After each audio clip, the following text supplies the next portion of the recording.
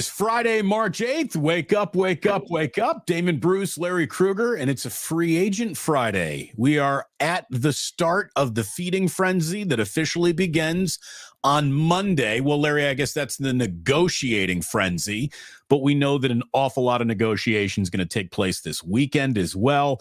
Official deals can become official on Wednesday next week, but we are about to lock, load, and ready to just start shooting at this offseason for real. It's about to happen.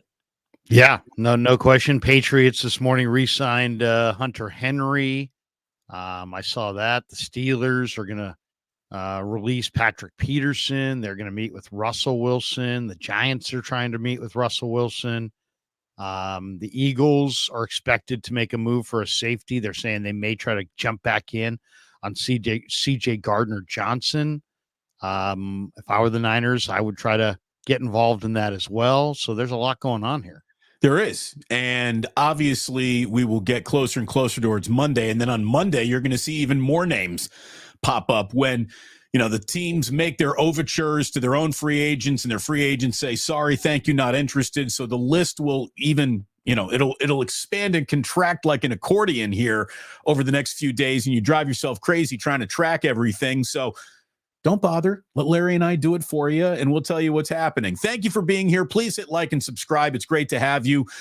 This is a show that is growing on 2 channels that are growing, and that growth is dependent on you being here. So hit like, hit notify, and that way you won't miss a thing. Thank you so much for being here. And Larry, God, can you imagine if we had the hours in our lives back that we've spent talking about 49ers coaching problems, assistant coaches, defensive coordinators, head coaches? It never ends. So there's very little that creeps up and surprises us or catches us off guard. But just yesterday, a bit of news that no one was really anticipating broke around the 49ers coaching staff. They've hired former Raiders offensive coordinator Mick Lombardi to their coaching staff. Now, he's not been given a title. What he is going to be doing exactly, we do not know, but he has been added to Kyle Shanahan's staff, and it's not his first time working with the 49ers on Kyle Shanahan's staff. He was with the 49ers. Well, I guess it was the first time on Kyle Shanahan's staff because he was with the 49ers from 2013 to 16. 49ers Web Zone says that during his previous 4-year stint with the 49ers, he held various roles, including assistant to the head coach when he was under Jim Harbaugh. He was an offensive and defensive assistant, an offensive quality control coach. He did that for Tom Sula and Chip Kelly as well. So he was here for bad Niners. Let's see if he can be part of going back to and winning the Super Bowl version of the 49ers. He spent his last 2 seasons as the Raiders offensive coordinator when the Raiders were offensive in terms of what they were doing. He was part of the Josh McDaniels, Dave Ziegler, total clear out, everyone firing. So he wasn't there for the best of the Raiders. He was there for the worst of the Raiders, but we're not going to hold the Raiders against him. Mick Lombardi to be assigned Title X. What do you think, Krug? Well, I don't know tons about him other than he's 35. He worked for Harbaugh. He worked for Chip. He worked for Tom Sula. He was there with the Niners then. When Shanahan took over, I think he bailed to the Jets. He's 35. He's worked for the Niners in a variety of roles and then moved on. The Niners did lose 3, members of their offensive coaching staff. Clint Kubiak, the offensive passing game coordinator, jumped to the Saints as the OC there. Anthony Lynn, who's a running back coach / assistant head coach, became the the Commanders run game coordinator. By the way, zero, thanks, Kyle. Pleasure working with you on that goodbye press release. It looked like there might have been a little acrimony on the way out. Between Lynn and Shanahan? Yeah. Oh, I didn't see that. Well, they're old friends. They go way, way back. So Who knows? But and then James Craig became the Raiders O-line coach. And of course, we all know Mick Lombardi is the son of Michael Lombardi. So now Michael Lombardi's, hey, they're going with Mac Jones. If he says it now, we'll say, well, he's got a source from within. So now Michael Lombardi has to be heeded to a little bit more in the media game because his son Mick officially is on the inside. He might know something. Again, NFL free agency begins on March 13th at 1 o'clock in the afternoon, West Coast time. So that's 5 days from now. And then on Monday at noon Eastern, so about a half an hour into our Monday wake up, Larry, we will start getting, it's amazing. How do they negotiate that contract? And it's being announced at 9:01. It's the NFL's gears grinding. So look, the 49ers began last year's free agency like coming out of the gate with a big statement, right? I mean, they basically ran to the podium to tell everyone that they were signing Javon Hargrave for an $84 million deal that no one really expected. And it was just like, oh, the Niners are coming at free agency like that. They went out and they got a star player. Now, how that player played is not what we're even talking about here today, but they were very aggressive in free agency. Do you think, Larry, they're about to do the same? Do you think that they're going to land a name that makes everybody go, come Monday? I kind of do. Just because I kind of think that this is their new game plan, which is, you got 20 free agents, let them, most of them walk, like maybe 17 of the 20 walk away. And then, go sign 1 or 2 free agents, maybe 3, and have them really count, have there be one big free agent in there. Some people have speculated it's going to be Danielle Hunter. I'll always shoot for the top because that's the way I think. So heck, if Chris Jones is available, why not go sign Chris Jones? But Chris Jones is most likely going back to Kansas City. But Christian Wilkins would be a really nice defensive lineman to add. He's coming off a very productive year. He's scheme versatile. He's young. He's healthy. Christian Wilkins I could see them. I definitely think it would be another addition to their defense, and most likely their defensive front seven. Maybe it's Azeez Al-Shaair coming back. Maybe it's a trade involving DJ Jones coming back. But I definitely think the 49ers will shake it up big time at the beginning of free agency with at least one big name. We both agree that they need more help in their interior defensive line. They need another defensive tackle, but it just feels like it's really hard to go out and make a free agent splash at the same position at premium pricing 2 years in a row. Like that kind of takes, a guy like Christian Wilkinson off the board in my mind. Like they're going to have to go mid-level free agent, if not address their interior defensive line in the draft more than they're likely to hand out another near $100 million contract to an interior defensive lineman, right? Well, yes and no. I mean, you typically go for in free agency whatever you value. And I think the Niners value those interior defensive linemen. Have they overvalued it, I guess would be my question, Larry, because it didn't help when they needed it the most. Yeah, I mean, they had a lot of big names on their D-line that they didn't get a lot from last year. So what does that mean for Gregory? What does that mean for Chase Young? What does that mean for the future of Eric Armstead? I don't know, but I do know that, I would expect either Danielle Hunter, Brian Burns, Christian Wilkins, Joey Bosa, somebody of significance, I think will be added to this D-line. That'd be my prediction. The biggest immediate decisions that the 49ers have to pretty much reach conclusion on this weekend, if they haven't already, Larry, is their own free agents, like who they have, who they would want to bring back. And, let's start with probably the biggest name in the room, and that's Chase Young. First of all, before we even get into price points, do you want Chase Young back?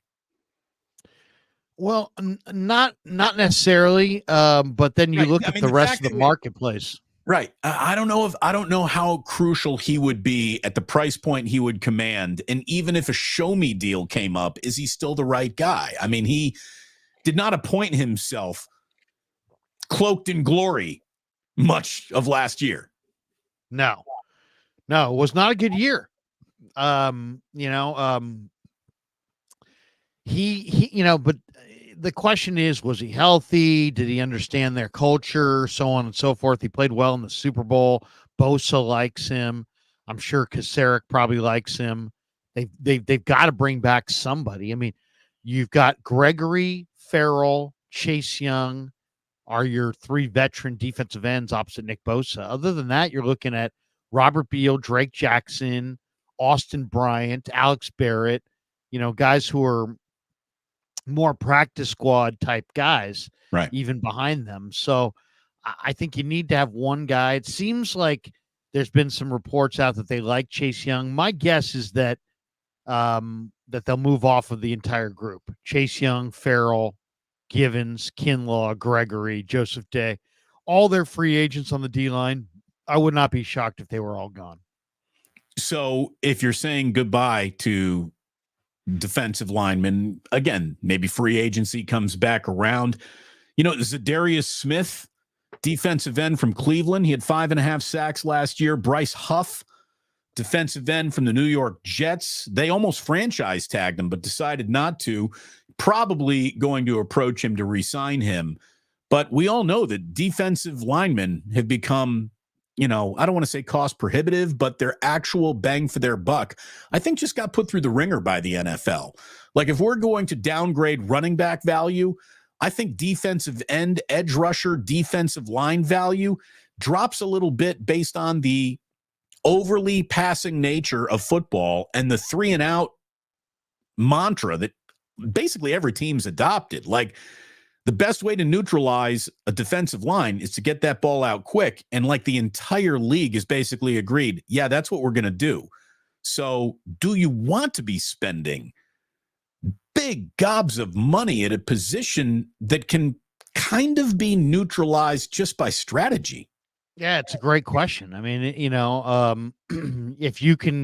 if you want to neutralize elite rush, you typically can, but then it comes down to the defense's ability to stop your short game, and if they can stop that, then they can force you into 5 and 7 step drops, and then the game. The Niners did get a little bit of heat on Mahomes in the Super Bowl, not a ton, but a little.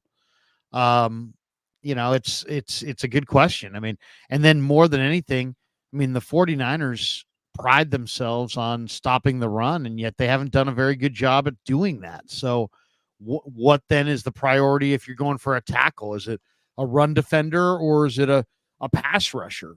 I mean, clearly Hargrave was a pass rusher, but they need a run defender to go alongside.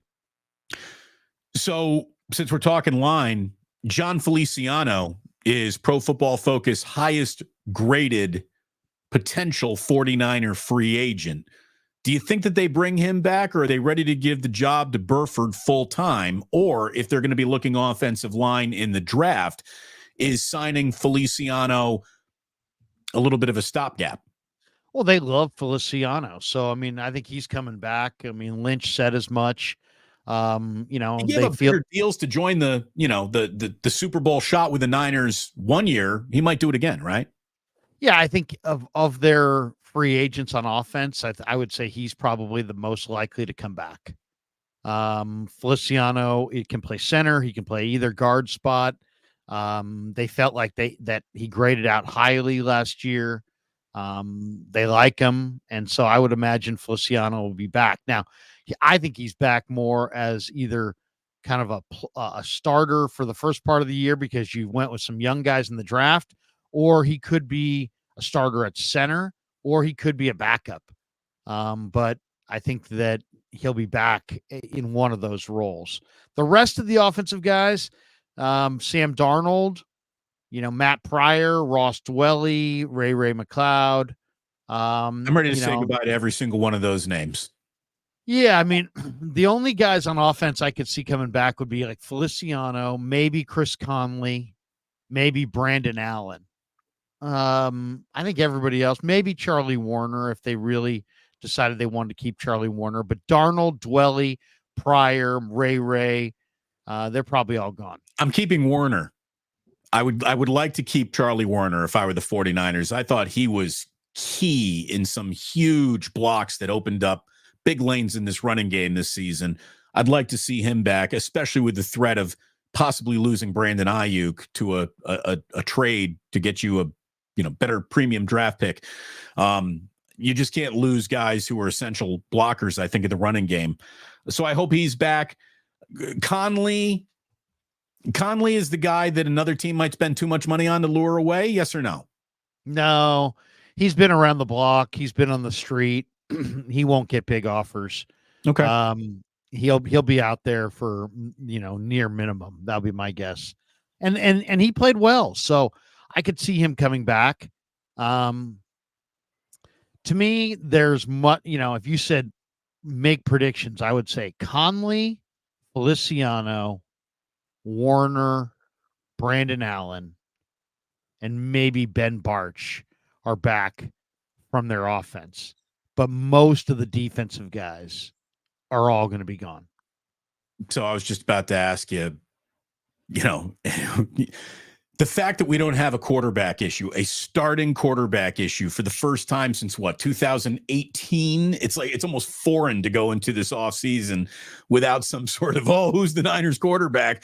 He's entrenched now. It's Brock Purdy. Behind him, Brandon Allen, you think so? I mean, we talked about Wilson from the Jets maybe being this year's Sam Darnold. I don't think Sam Darnold showed you anything that makes anybody in that 49er locker room think, yeah, we got to get that guy back.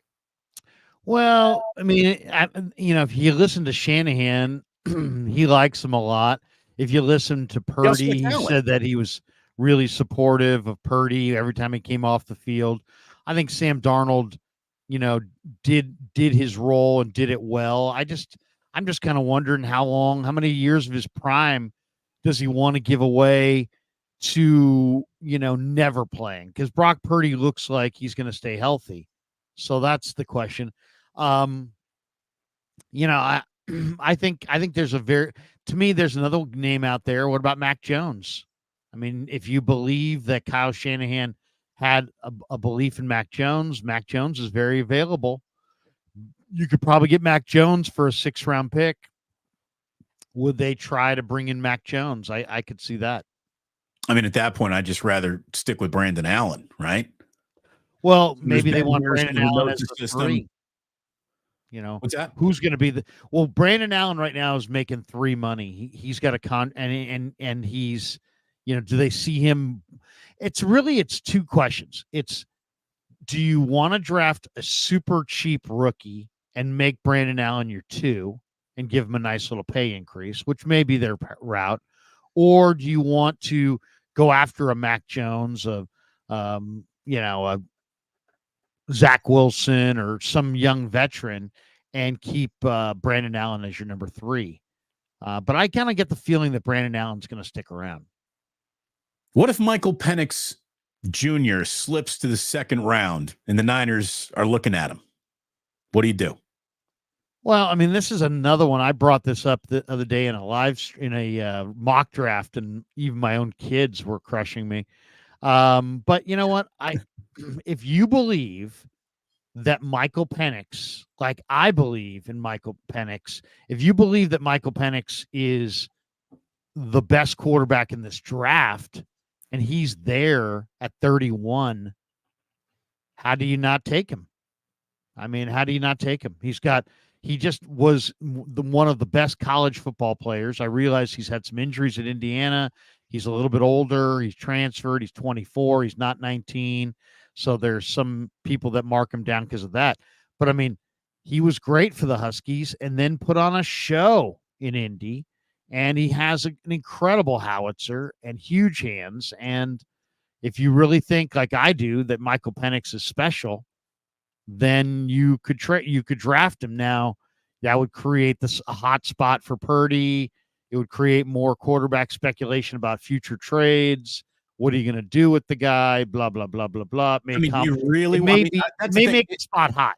And I don't know if they want to make the spot hot. It feels like they finally have walked past that burning room that is quarterback controversy and to walk back into it. I mean, even if Penix is there and you do believe in him, you obviously believed in Brock Purdy enough to believe in him too. I just think I would much rather see year 3 of Brock Purdy without Brock having to look in his rear view mirror than, I mean, here's the deal. What if Penix never plays, right? What if Brock Purdy just holds Penix off, is clearly the better professional quarterback, and you got Trey Lance 2.0? Do you want that? I understand why your kids crushed you. You are a little nuts. It's a little nuts, but let's say this, though.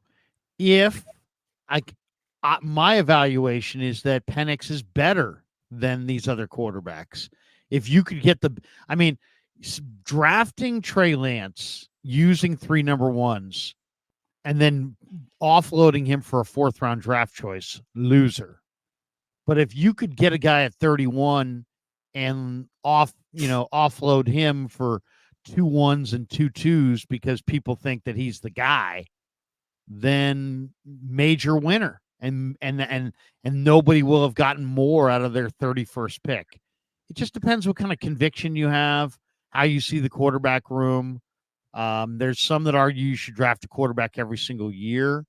The Niners probably won't go in that direction because they've got severe needs on the defensive line. I gotta think that the defensive line, whether it be tackle, end, edge rusher, 3 technique, 1 technique, they need some defensive linemen. I mean, they badly do. So that's the thing. I think they can't look away from their defensive line. I mean, that just takes too much. That takes too much of their, too much of their money, too much of their thinking, too much of their focus to invest in the backup quarterback over the D line. Exactly. I mean, it's go time. It's win the Super Bowl in 2024. God damn it. That's the mandate. That's anything other than you won the Super Bowl is a regression. So the pressure to get it done now this year, it's even more than it was in the year we just had. And we all know what suffocating, thing that was.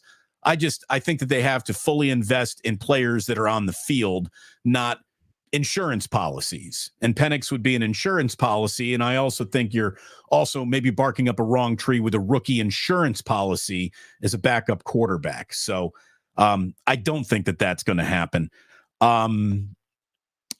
Protecting a quarterback, that needs to happen better. There are a couple of tackles here in free agency that are going to be high priced. Jonah Williams in Cincinnati and Trent Brown with the Patriots. Obviously, Trent Brown was a 49er many years ago. They didn't like his attitude, shall we just say. He was coming back from injury. It was Garoppolo's first ever start, and he was like, "Nah, I'm good. I'm not getting out there. I'm not gonna." And that really rubbed the Niners the wrong way. I heard he was late for an airplane a couple times too. Like they couldn't get rid of Trent Brown fast enough. Might they be interested in getting back into the Trent Brown business now that he's a little bit more mature and a better player? It's a good question. I mean, I think, he was trending towards 400 pounds in his last Niner visit. He's only 30, so he's interesting. Jonah Williams, you mentioned, only 26. Typically, though, I mean, I think, you got to learn your lesson a little bit from, teams there's an offensive line shortage in the NFL.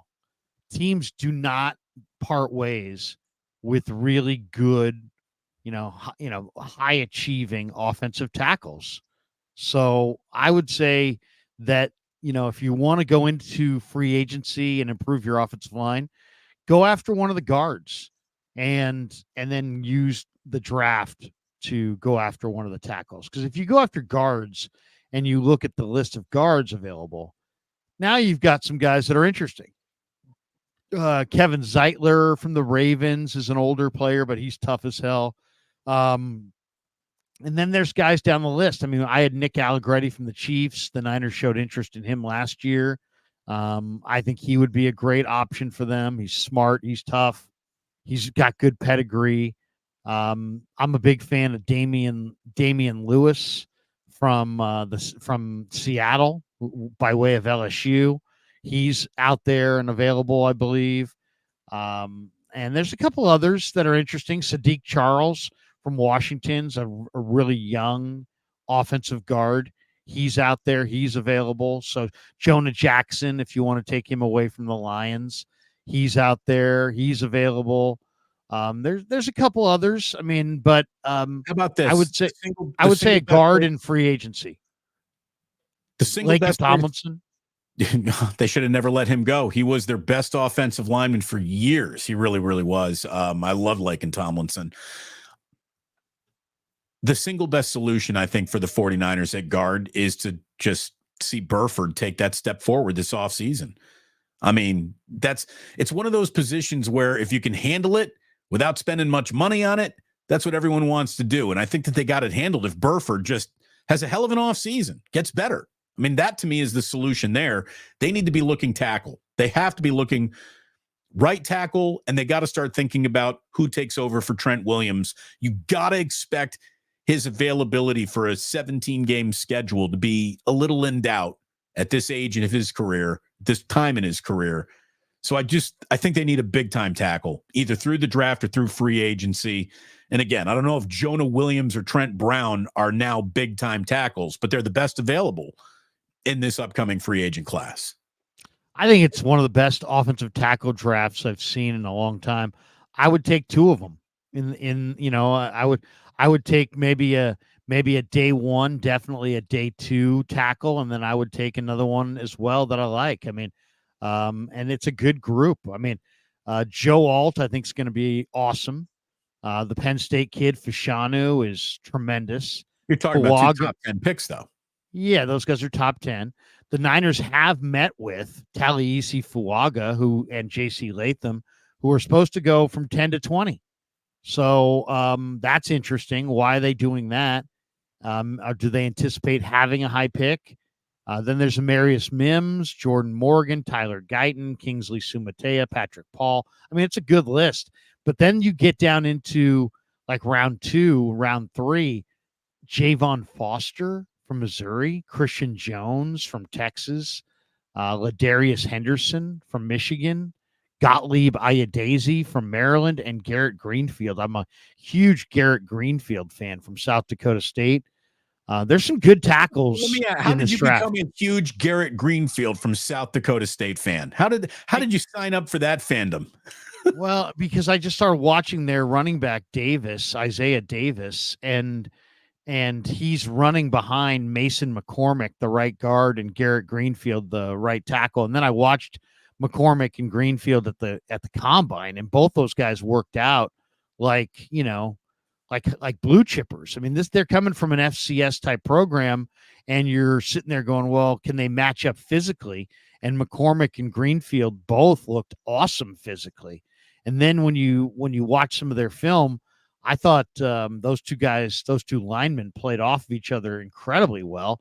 If I were the Niners, I'd find a way to get 2 or 3 offensive linemen in this draft, and one of them would be Garrett Greenfield, and the other would be Mason McCormick both from South Dakota State. I mean, these guys, McCormick's 6'5", 315, super athletic, tough as hell, and Greenfield is maybe 310, but he's just a brawler. And if you watch the right side, I mean, they ran this back, Isaiah Davis, off that right side, and these guys just absolutely paved the major lanes for him. So, offensive line's about continuity, right? And if you could get McCormick and Greenfield in the same draft, you may be able to get 2 guys that are used to playing with one another and can, really play off of each other exceptionally well. So there's some good value there. And then the Michigan captain is Trevor Keegan, and he's thought to go in like the 7th round, at 6'6", 325 pounds, and he's tough as hell. So there's a good tackle draft for sure. And guards. Is it Jackrabbits? South Dakota State Jackrabbits? I've been watching me some Jackrabbit. You big Jackrabbit guy. Big Jackrabbit guy. I could in one of my mock drafts, I had 3 Jackrabbits come into the Niners. Dude, who's grinding Jackrabbit tape like Larry Krueger? The answer is nobody. That's why you got to like and subscribe. It's Wake Up with Damon and Larry. Thank you for being with us here this Friday morning. This show. Don't tell me I don't know Jack. Right? This show is coming to you. We got it. I'll be here all week. Monday, Wednesday, and Friday. Not all week. We're here 3 days a week. Monday, Wednesday, and Friday for Wake Up, and we hope you join us next week. Obviously, we're going to have big shows, with it being Monday, you can start negotiating with free agents. Wednesday, you can start signing them. And Friday, we will know the lay of the land and have a much bigger focus on what the hell just happened in the first week of NFL free agency. Stephon Gilmore. Lions are interested, apparently. Exiting Dallas, a cornerback. Do you think the 49ers are going to be looking corner? Would they be looking for older, veteran, experienced corner like Stephon Gilmore would be? I think he's too long in the tooth, to be honest. I think they're definitely looking for a corner. The name that I think makes a lot of sense for the 49ers is Darius Williams, who played for Jacksonville this last year. He's got experience playing for the Rams, and obviously for the new Niner assistant head coach. He's coming off a really good year with Jacksonville, where he played all 17 games. You know, he's going into his age 31 season, but man, Darius Williams is really aggressive. I think Darius Williams is playing at a much higher level than Gilmore right now. Gilmore's also almost 34. I just think that's ancient in the NFL. Especially a corner. His injuries are starting to mount. To me, the other guy that's really exciting is Kenny Moore, who played for Indianapolis, because he was maybe one of the best slot corners in the league. And you could move Demo outside and play Kenny inside, and now you've got a very key position taken care of. So that's the guy that, and there's a few more people on the list that intrigue me, but I'd steer clear of the big names, which is J.C. Jackson, Adoree Jackson, Kendall Fuller, Stephon Gilmore, Michael Davis. Excuse me. I would steer clear of those guys. The guys I like would be the two guys I named, and Kenny Moore especially. If you go further down the list, Rock Ya-Sin, Sean Bunting, Noah Igbenogany. I just like saying that name, but I also like him as a player. That's the list for me. And there's a couple more guys down the list that I kind of like. I kind of like Rashad Fenton, who started with the Chiefs and has moved around a little bit. I think he's a pretty good corner. But it's once again, this is another spot. Amik Robertson's not terrible, coming off the Raiders. This is another spot. Corners and offensive linemen. If you have a good one, man, you keep that guy in house. You don't let him get out. And so when you look at the free agent market, you got to be really skeptical about the quality that lies within there. Well, and remember, just because somebody had a big name doesn't mean they're still playing up to that big name. And that brings us to I just saw it in the last 24, 48 hours, could be some interest creeping out between the 49ers and wide receiver Odell Beckham Jr. Odell Beckham Jr. for a minute there was the best wide receiver in all of football. That minute has long since passed. Odell Beckham Jr. hasn't seen 1,000 yards since 2019. He's often hurt.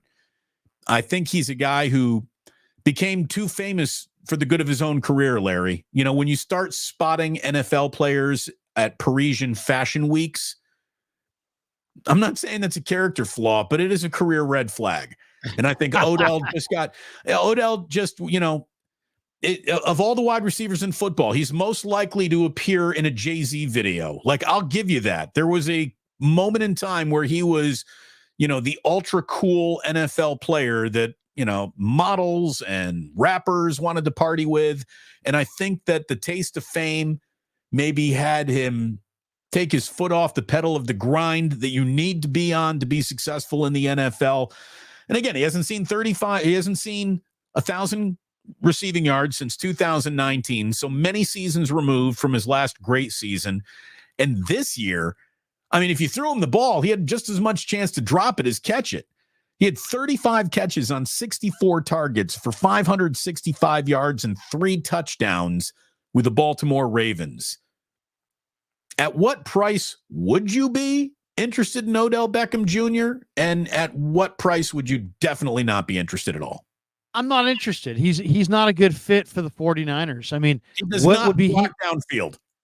Well, it's not even about that. I mean, if you're getting Odell Beckham, you're getting him because you have a young group of raw receivers who don't catch the ball but have great speed. And you're looking for a red zone veteran who's got sticky hands and will run great routes. And you can just throw him the ball and he'll make big catches in the red zone. He's almost like a red zone specialist. But this guy's going on age 32. He made $15 million this last year. That report that you said was out there, that's not a report. That's Josina Anderson saying, here, I've talked to Odell. Here are the places he would like to play. Yeah, I don't doubt it. He would love to play in Shanahan's offense. But I mean, think about it. If he's a red zone specialist, if you get to the red zone next year and you don't throw it to 28 million Debo or 28 million a year, Ayuk, you're wrong. You know, I mean, you're already wrong. And so I don't want another guy there. The Niners need a receiver, but they need a complimentary guy. They need that speed guy like Tyler Harrell in the draft or Danny Gray. And, they need some. Kyle Shanahan is a former receiver. He values separation. Odell Beckham gets no separation anymore. The two guys that I could see being Niners on here that do get separation would be like Calvin Ridley or like Laviska Shenault, who's a really, is he a running back? Is he a receiver? He's kind of like a Debo type. He's only 25. He's trending upward. Even Chase Claypool, who's, he's younger, bigger, kind of almost like a tight end. Maybe you could use him as a flexed out tight end if that was your plan. Those are the three guys I could see them. I mean, if there's one receiver that kind of fits their need, I mean, Jalen Guyton or somebody who really can run well. I mean, it's got to be somebody who runs exceptionally well, because that's what they need. They need one guy to create space for Debo, Kittle, and Ayuk, and Juwan if Juwan's coming back. And they really don't need a receiver, period, because they have such depth at that spot, and it's an amazing draft for receivers. So I'd bet almost anything that Odell Beckham will not be a Niner. I'm paging Danny Gray. Danny Gray, biggest opportunity of your career is officially tapping you on your shoulder right here, right now. Could be a big year for you, young man. We've heard about you. We'd like to actually maybe see you in 2024. Thanks for seeing us here on YouTube. Like and subscribe. Thank you so very, very much. A little bit of news to go over here, Larry, and then we'll kick around what happened to the Golden State Warriors last night for our final moments of this show. But, before we get to that, the 49ers are going to surprise us by cutting whom? There's an awful lot of people in this chat this morning saying it's time to say goodbye to Eric Armstead. There's a price point where I would agree with that on some level. He's also at that age where the fall off could happen at any moment, and it could happen rapidly. I like Eric Armstead as a player. He's been a career Niner. He's been a very good Niner. He's been a little bit of an underrated Niner. He's steady. He's always out there when not hurt and playing pretty decently. He really is. But, for how much longer will we be seeing Eric Armstead? And if you need interior line play, can you let him walk away? Yeah, I know he's a chic name to throw out there because he's an older guy making a grip of cash, coming off an injury season. He doesn't have that much football ahead. But, man, that would be a ballsy move because Chase Young, Cleveland Farrell, Kevin Givens, Javon Kinlaw, Randy Gregory, Sebastian Joseph Day. You have 6 D-line free agents. If Eric Armstead walks out that door, you're looking at Kalia Davis, Spencer Wagee, T.Y. McGill, So you better, that's fine if Eric Armstead's walking out the door, if Chris Jones is walking in. That's fine if Eric Armstead's walking out the door and Christian Wilkins is coming in. Right. Outside of that, I don't know. I would say Juszczyk would be the guy for me. Why? Because I think this is the year where you can find a couple of different guys in the draft who are not Juszczyk, but could be, Juszczyk replacements. And I think, you may even have one on the roster right now in Braden Willis. So I just think Juszczyk becomes a luxury that you can't afford to have. So if you said to me veterans that could get cut, I would say Kyle Juszczyk and maybe Jake Brendel on the offensive side. The Bears gave corner Jalen Johnson 4 years, $76 million, 54 guaranteed. That was a player that, a lot of Niner fans were attaching to the Niners at last year's trade deadline. They would have liked to have seen a swing for him. He's now officially off the board. Drew Tranquill, he resigns with Kansas City. The linebacker, 3 years, $19 million. Good value out of that guy. He was the matchup that was supposed to be exploited in the Super Bowl, was not exploited. So he gets paid and he stays. Russell Wilson, Larry. We're going to hear an awful lot about Russell Wilson in the coming days, hours, weeks here. It's Russell Wilson's on the move. And Russell Wilson at premium prices in Denver was a disaster. Russell Wilson on a veteran minimum is a bargain. The Pittsburgh Steelers and the New York Giants are the two teams being most attached to Russell Wilson this morning. The Steelers have got a never-ending quarterback headache. The New York Giants feel like they're in that same situation. I think the Giants should draft and just bite the bullet with one more year of Daniel Jones. I could see Russell Wilson to the Steelers. He was spotted this morning catching a flight to Pittsburgh from Newark. So Ian Rappaport tweeting that out. There's some guy in New Jersey who's like, hey, Russell Wilson's going to Pittsburgh. But yeah, I think he's going to wind up in Pittsburgh. I think, nothing lasts forever. Mike Tomlin, is a very good NFL coach, but he's starting to feel the pressure to win some playoff games. And the Steelers went with Kenny Pickett. It didn't look like it worked out. They tried Mason Rudolph, they tried Trubisky. Yeah, I think Russell's headed to Pittsburgh. I think it makes sense too. I think it does. I think Russell's still got something left. I do too. They're absolutely just the city of Pittsburgh. If he wins, they'll tolerate him. If he doesn't, they're going to hate him. All that positivity and the sunshine and Mr. Unlimited, look at me, aren't I a social media darling? Like, they will skin him alive in Pittsburgh trying to do that bullshit. I'm going to tell you right now, they got a good team there. They got to get him. They got to get another runner. I mean, I love Najee, but Najee's more of a power back. They got to get that running game going. Get an explosion. They need explosion in that running game. Yeah, I mean, and maybe they've got some guys there. I mean, I like McFarland. I like their number 2 back from last year.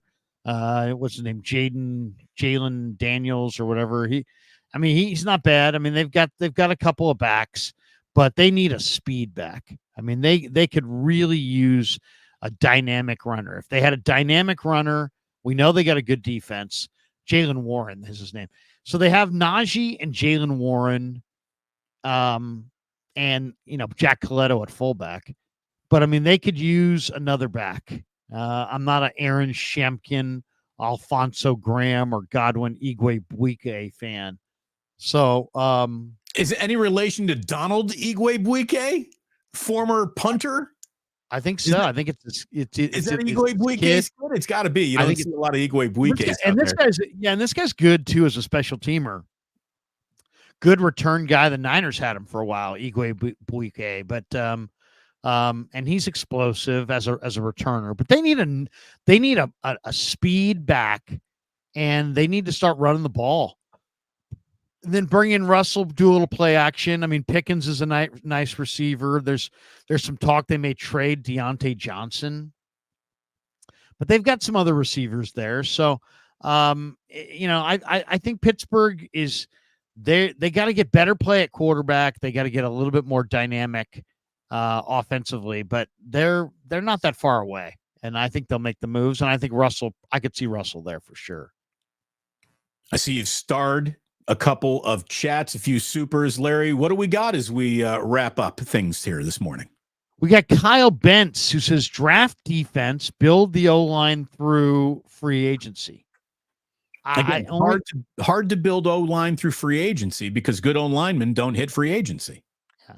I mean, Trent Brown would be a really nice right tackle stopgap, and I love Damian Lewis and some of the Allegretti. I could see O-line through free agency, but it's going to be hard to find that tackle. There's like one guy out there, maybe two. If you can get that guy, great. But I think this is definitely the year you have to draft at least one, maybe two offensive linemen, probably at least one tackle, maybe two. Yeah. And I think there's some really good prospects out there. So we got this one from Joseph Ernberg. New haircut, Larry, looking good. Happy Friday. Friday, I got the ears, got my one with the fade.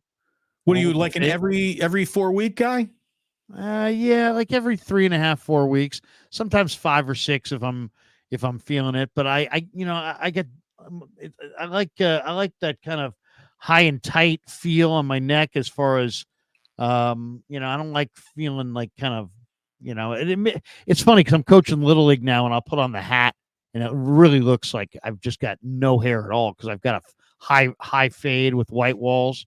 But yeah, every 3-4 weeks, I like to get it trimmed. There you go. Keep it clean. Keep it clean. We're keeping it tight. You keep it clean, Larry. That's right. Keeping it tight, keeping it clean. DiMaggio's, Walnut Creek. James Foster says 49ers already have to pay Eric Armstead $22 million from 2025, 26, and 27 when he's not even on the roster.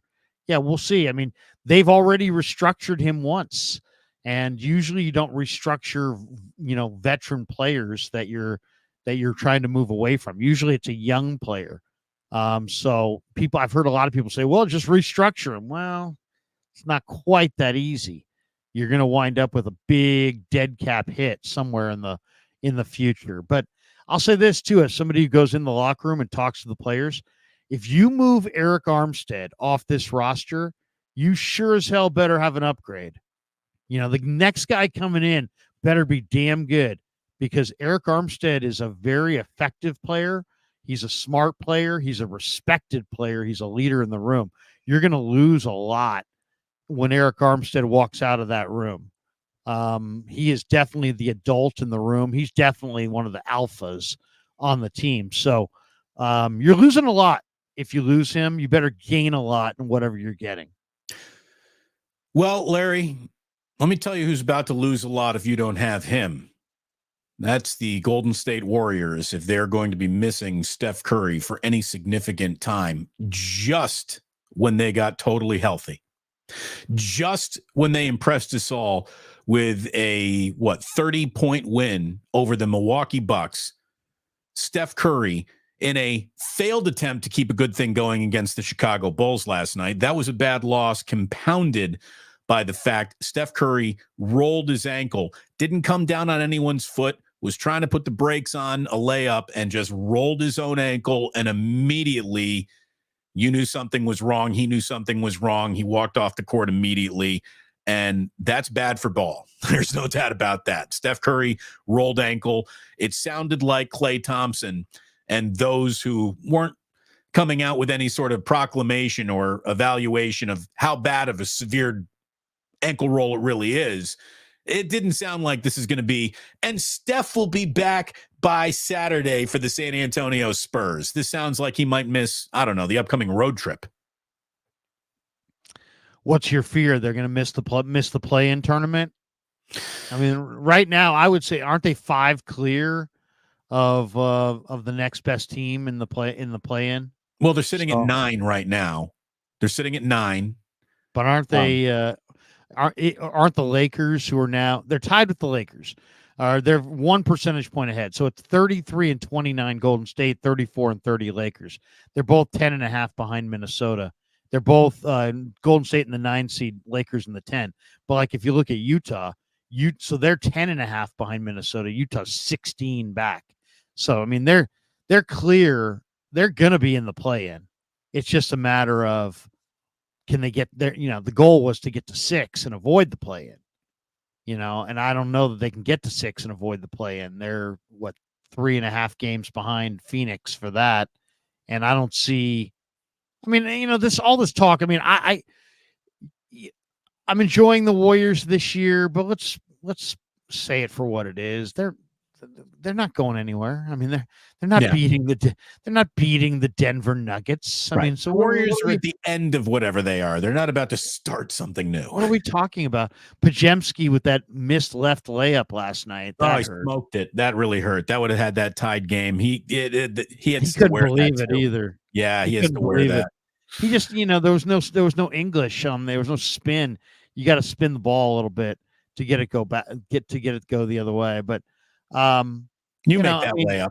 You make that layup. Oh, I mean, I'm making that thing every time. I mean, are you kidding me? Like, a young Larry Krueger spinning that thing left and right in. No, but Trace Jackson Davis and the bench unit was coming together. Clay had 25 last night. They've got an exceptionally deep bench, and I mean, they obviously need Steph to be healthy. I'm not saying anything, and yet Steph has not played well at times in the last couple of weeks. He had a 0 from 3 the other night. He was 3 of 12 last night. So they're kind of trying to find themselves a little bit, but it's the end. It's the end for Golden State. If Steph has to miss significant time, I'm starting Chris Paul. I'm taking Klay Thompson off the bench. I'm putting him back in the starting lineup. Pajemski and Moody would be my backup backcourt. See, obviously you're going to miss Steph dramatically, but this is a deep basketball team now. I mean, you can start Chris Paul in Steph's place, and Chris Paul's going to play well. And then you can make do on the bench, with some combination of Moody and Peyton and Klay, and they've got the numbers. If anything, Steve walks into every game challenged to get, everybody playing time. So, but I mean, obviously you don't want to lose Steph Curry. I mean, Curry is the man and still is, clearly he's a force of nature. You can see the coverage, the defense tilting towards him at all times he's on the floor, and appropriately so. So, I mean, they just got to get everybody in the, Wiggins and his off-field stuff, Green and his temper.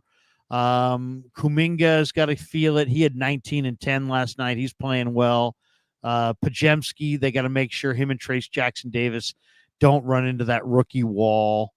Klay, they just got to make sure that he's feeling good. Or if he's not feeling good, he doesn't shoot him out of it. And then, they got to find some minutes. I mean, last night it's amazing when you talk about all the guys that need to step up in Curry's absence. Like Andrew Wiggins' name never even comes up. There's no player whose career or work I enjoy less than Andrew Wiggins. He's just such a Canadian. There's just no other way to say it. He's such a Canadian. Here it is. He just kind of coasts. Yeah, absolutely. He does. He is cool, cashing checks and not wringing necks. You know what I mean? Like he's just, I don't it's like. It's hard to motivate somebody when you give them hundreds of millions of dollars and, and they can just kind of he looks like he's just getting a workout at the Y. Right. He's getting up and down. He's the most frustrating player if you really want to see production, because man, he'll put it on the deck and go to the hole and blow by somebody, and you'll be like, wow, look at that. Right, that guy's like 6'8", and he's willowy. He can put it on the deck and get to the hole and finish, and you're like, man, this guy could do this at will. And then he doesn't do it again like the rest of the game. Right. When he flashes, you go, oh, my God. And then he just chooses to not do that for another 3-game stretch. And it's just. He's got to be dialed in the right spot mentally. I mean, give you an example. When they won the title, the last title they won, Andrew Wiggins was dialed in as a rebounder. Last night he played 15 minutes. He grabbed 1 rebound. Yeah. You know what my theory is that Andrew Wiggins did not pick the week of the NBA finals to play great basketball. That week just happened to pick him. Like, when you're that talented, sometimes it really does just all come together. And I don't think he did anything different. It just all happened to come together, and good for the Warriors. It helped them win a championship. But they got okey doked when they turned around and said, yeah, let's reinvest in that guy. It should have been a walk away moment at that moment. I really believe it, because I like dogs. He is no dog. I would rather lose games with Moody playing his dick off than Andrew Wiggins jogging in between the free throw lines. Not interested. Anyway, Larry, I think it's safe to say we have now what is simply the most efficient, most dominant morning show in Bay Area sports history. And as now the label of morning show, because that's, I guess, what we are, at least 3 days a week now, Monday, Wednesdays, and Fridays, wake up. Yesterday was National Cereal Day. What's your favorite cereal?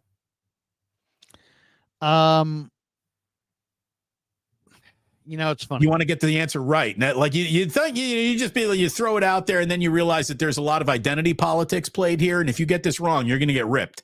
So, Larry, what is your favorite? Well, I mean, I live with a health food nut. So I bought Cinnamon Toast Crunch from Costco, double bagged. 2 days later, it had been returned to Costco. Oh my God. My wife returned. Look, Amy. She returned Cinnamon Toast Crunch, and then she lectured me about how I'm just leading our kids towards a life of your kids are teenagers or better. Like you're not influencing your child's life with cereal choices at this age anymore, right? So there's that, Amy. And here's another thing, and I would tell this because she returned Cinnamon Toast Crunch because she said we were on the road to diabetes. Larry, I don't even know what diabetes is. I will go to war for Cinnamon Toast Crunch. It is the greatest cereal of all time. That is my favorite cereal. The fact that you are attracted to it too, it just means it's why you and I got the chemistry. Reference says I'm whipped. I would say this. Be whipped 25 years into marriage? I don't know. Yeah. No, Larry's not whipped. He's just married at this point. You cease being a girlfriend can whip you. A marriage is a deal that you make to be whipped a little bit. But I would suggest that you find whatever healthy cereal she deems healthy and then really do a back of the box nutritional value comparison to Cinnamon Toast Crunch. It's not that bad.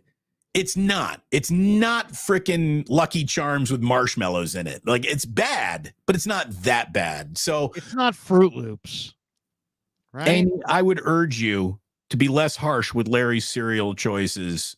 The man needs to fuel to do all this content. And Cinnamon Toast Crunch is the greatest cereal ever invented. That is my number one draft pick in the all-time cereal draft.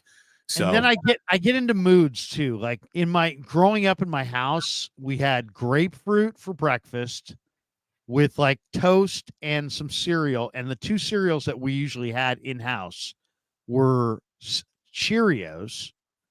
But Cheerios are really strong, man. It's really, I don't know, it's strong. And then Honey Nut Cheerios for a while. And then Raisin Bran. And so I kind of like Raisin Bran. But I don't eat a lot of cereal. I got to be honest.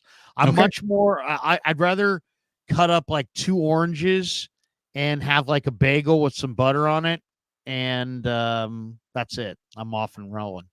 There we go. But Cinnamon Toast Crunch is, come on, man. It's a phenomenal cereal.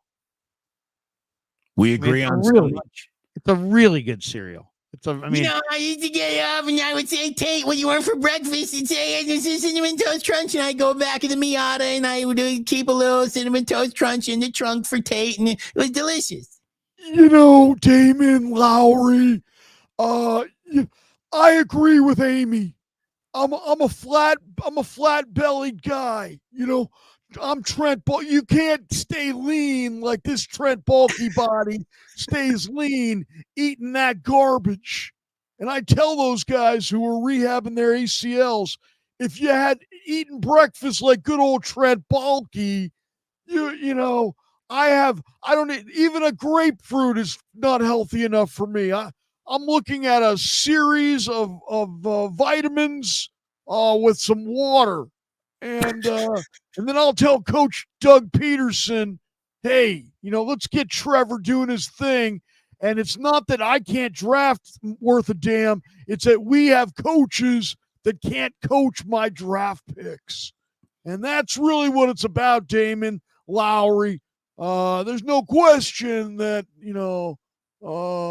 Trent Baalke is eating healthy in the morning. Everyone, have yourself a great weekend. Thank you so much for spending another one of your days with us here on Wake Up. We'll be back at it 8:30 a.m. Monday morning here on the West Coast, and it will be a week of free agency that Larry and I will help you kick off. So thank you very much for tuning in.